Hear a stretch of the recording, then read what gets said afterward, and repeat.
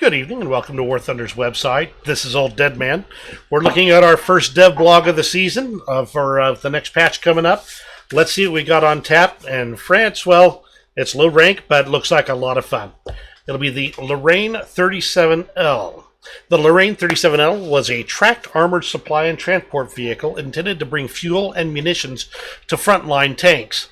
The solid design was also used as the basis for a machine gun-equipped armored personnel carrier and an experimental tank destroyer. The supply version was unfortunately not deployed as broadly as intended, with many units still awaiting their supply tractors at the start of World War II. The design was considered very sound and reliable, so much so that the Germans took the captured units into service under the jaw-breaking designation Geschutzwagen Versorgungsfahrzeug Lorraine 37L F, or the Lorraine-Schlepper. The Germans also converted some into Marder I style tank destroyers, self-propelled artillery, and artillery observation vehicles. The Lorraine 37L was the platform for the Chasseur de Chars Lorraine, an ad hoc conversion of the type into a 47mm equipped tank destroyer built in June 1940, and the basis for this vehicle being added to War Thunder.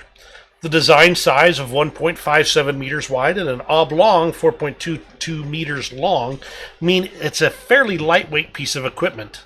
The Delahaye Type 135 six-cylinder inline engine cranked out a steady 70 horsepower, giving the 37L a maximum speed of 22 miles per hour or 35 kilometers per hour.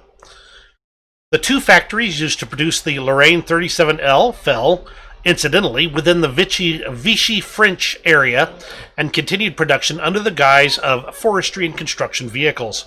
Nevertheless, armored chassis were also produced and hidden for later military use. The Allied command was not aware of this arrangement and believed the plants were producing wartime units for the German military.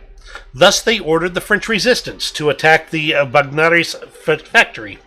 Hilarity ensued until reality was communicated back to Allied HQ and further attacks were cancelled. If you're hankering to have your very own Lorraine 37L tracked transport vehicle, Sotheby's might have you covered for a cool $32,000 for a German liveried model. In War Thunder, the Lorraine 37L will join the French tech tree at rank 1.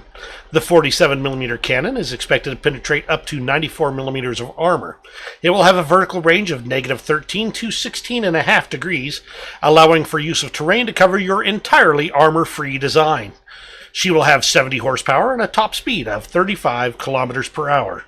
Looks like a fun addition to the French tree. I am all about adding vehicles that are 100% the nation of origin, that aren't just borrowed, lend-lease, or anything else like this. This is one of those unique, fun, and interesting vehicles that should be a blast to add to the low-ranking French tree. Thanks very much for joining me, and hope you have a great rest of your day.